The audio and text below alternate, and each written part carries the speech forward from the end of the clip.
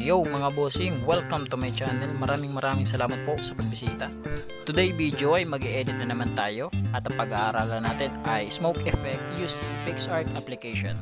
Madalas akong mag-upload ng ganitong content at kaya kung gusto mo matuto, subscribe ka lang sa channel ko at hit mo na yung bell button para updated ka sa mga video na i-upload ko. Bago lahat, shoutout nga pala sa girlfriend ko. Stay at home, keep safe. I love you.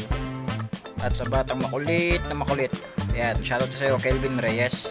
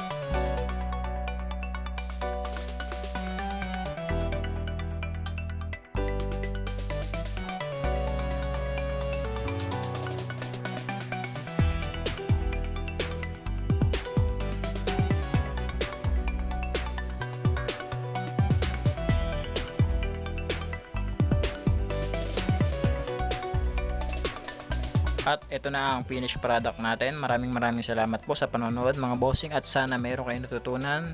Just subscribe and click the bell button para updated kayo sa mga video na i-upload ko. Maraming salamat po ulit.